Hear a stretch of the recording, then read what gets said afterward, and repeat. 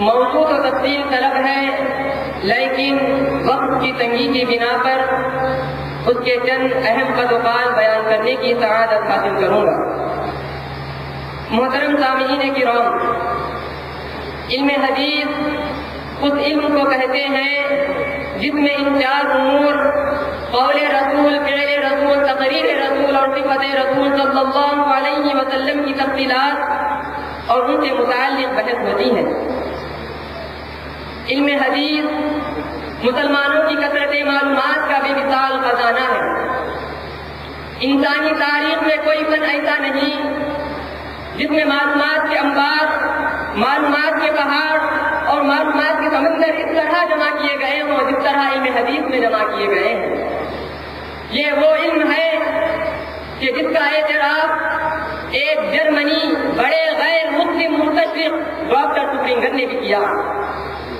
جب اس نے فن رجال کا مطالعہ کیا تو وہ یہ دیکھ کر دل رہ گیا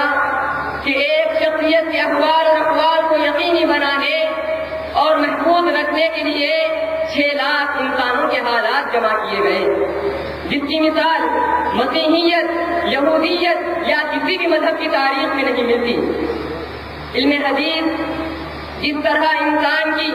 انفرادی، ازدواجی، اجتماعی، سماجی، معاشرتی و معاشی اور سیاسی زندگی کے تمام شعبوں میں رہنمائی کرتا ہے، تو وہیں پر فنون جدید، علم و فن، فکر و فلسفہ، سائنس و ٹیکنالوجی اور صحافت کی طرف بھی دلالت کرتا ہے۔ حقیقت تو یہ ہے کہ آج تک دنیا میں جس قدر علمی و فکری، ثقافتی اور سائنسی ترقی ہوئی ہے یا ہوگی، وہ سب قرآن و حدیث کے انقلاب آخری پیغام کا نتیجہ ہے۔ محترم سامعین کرام، اب آئیے چند احادیث مبارکہ کو آپ کے سامنے پیش کرتا ہوں جو علوم جدید کی طرف رہنمائی کرتے ہیں۔ چنانچہ جنین کے نشو و نما کے پہلے 40 دن کا تذکرہ حدیث شریف میں موجود ہے، جس کے بارے میں ڈاکٹر جورے سمتسن جو ہیوسٹن امریکہ کے بیرور کالج آف میڈیسن میں شعبہ حمل و زچگی و امراض نسوانی GYN-OD کے چیئرمین اور تعلیماتی و انسانی توارث کے پروفیسر ہیں، انہوں نے بخاری و مسلم کی ان 2 احادیث کا مطالعہ کیا۔ پہلی حدیث، ان احدکم یجمع خلقه فی بطن امہ 40 یوما، صحیح بخاری کتاب بدء الخلق حدیث نمبر 3208۔ ترجمہ، تم میں سے ہر ایک کی تخلیق کے تمام اجزاء اس کے ماں کے پیٹ میں 40 دن تک نطفے کی شکل میں جمع رہتے ہیں۔ دوسری حدیث، اذا مر بالنطفة 42 لیلہ بعث اللہ الیہا ملکا فصورها وخلق سمعها وبصرها وجلدها ولحمها وعظامها۔ صحیح مسلم باب کیفیت خلق الآدمی حدیث نمبر 2643۔ جب نطفے کو قرار پائے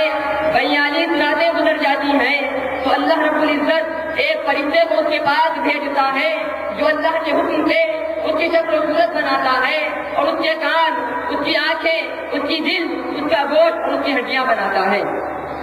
پروفیسر سمتسن آقا دو جہاں صلی اللہ علیہ وسلم کی ان 2 حدیثوں کا باختیار مطالعہ کرنے کے بعد اس نتیجے پر پہنچتے ہیں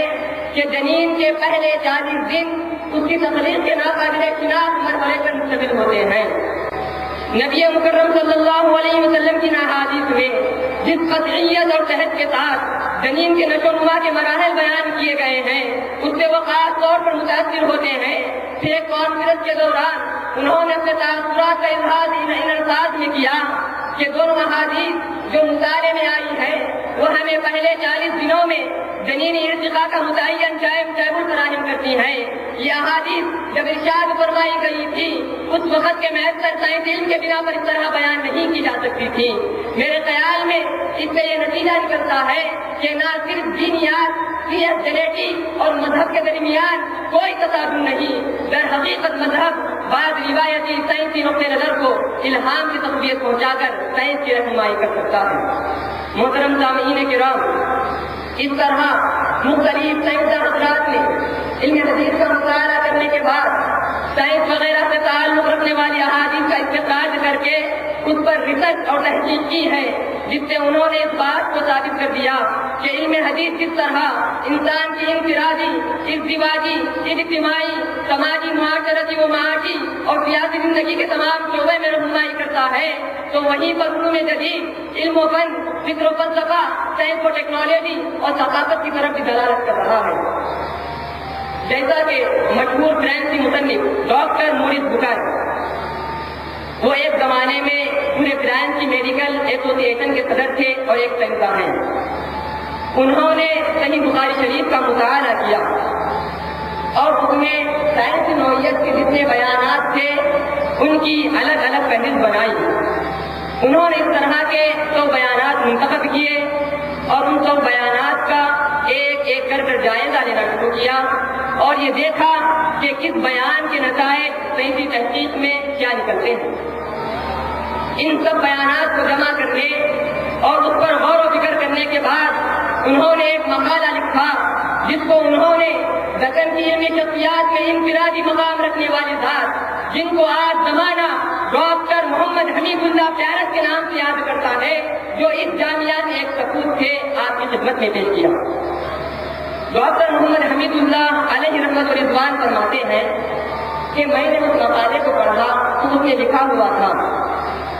کہ صحیح بخاری کے 200 بیانات میں نے منتخب کیے ہیں، ان میں 98 بیانات سائنسی تحقیق میں صحیح ثابت ہوتے ہیں، البتہ 2 بیانات غلط ہیں۔ تو ڈاکٹر محمد حمید اللہ علیہ رحمت و رضوان نے ان 2 بیانات کا جواب مختلف انداز میں ڈاکٹر مورس بکاری کو دیتے ہیں۔ ان میں سے ایک جواب میں آپ کے گوشت گزار کرتا ہوں۔ ڈاکٹر مورس بکاری نے جن 2 بیانات کو غلط قرار دیا تھا ان میں سے ایک تو صحیح بخاری شریف کی یہ حدیث پاک ہے، اذا وقع الذباب في شراب احدكم فليغمسه ثم لينزيه فإن فيه ذا جناحين داء وفي الأخرى شفاء۔ صحیح بخاری کتاب بدء الخلق حدیث نمبر 3320۔ ترجمہ: اگر تم میں سے کسی کے مشروب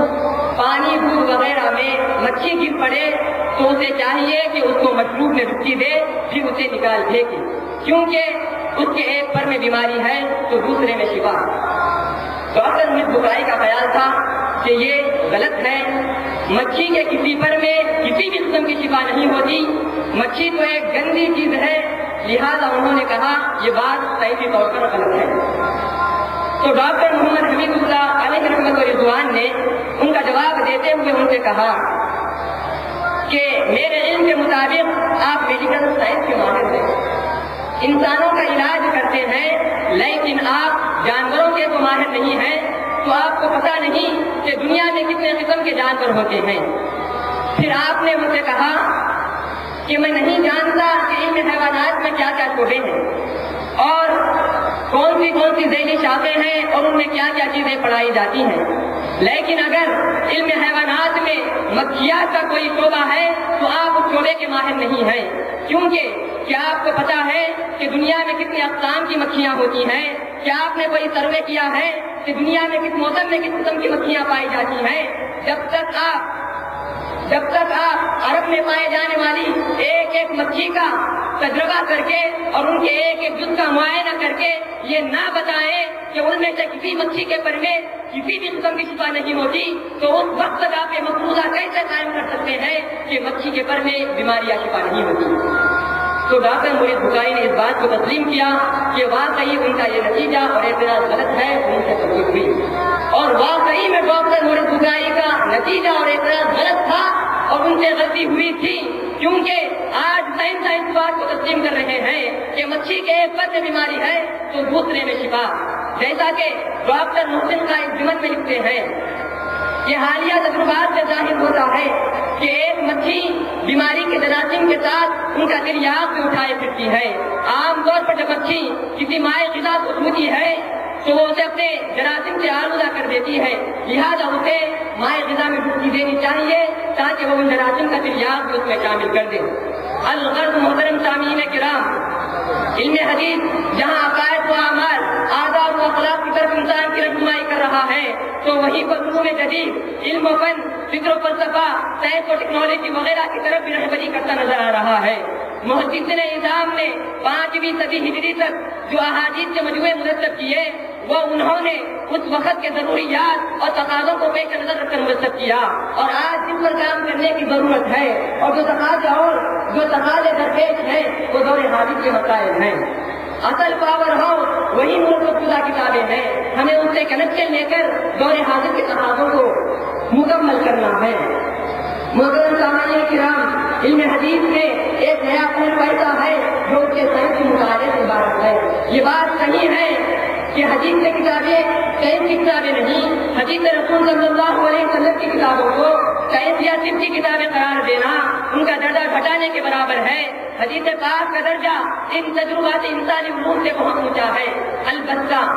ان کتابوں میں جو بیانات سائنس کی اہمیت رکھتے ہیں ان کی روشنی میں سائنس کا مطالعہ کرنا مفید ہوگا۔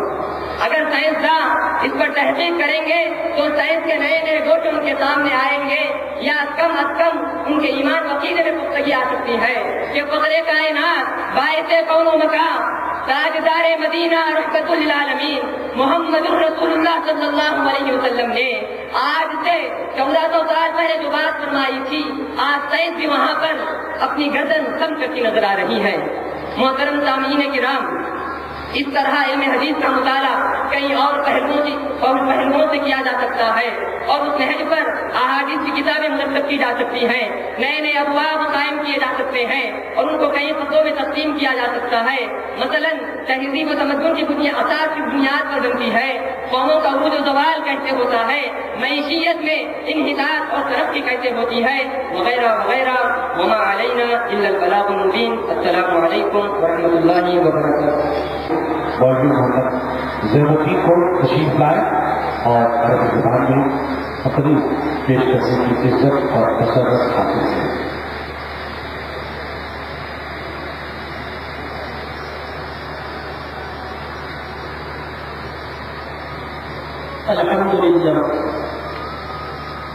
الحمد لله الذي أنعم علينا بأنواع النعم ولطائف الإحسان،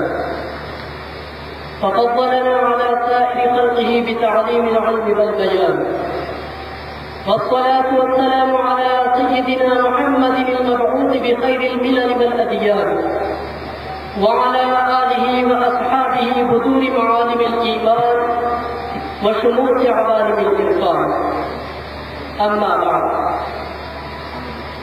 يطيب لي أن أخاطب هذه النخبة الكريمة من علماء أمتنا الإسلامية المجيدة، ويسرني أن أرحب بجميعكم أجمل ترحيب وأحييكم بتحية الإسلام، تحية من عند الله مباركة طيبة.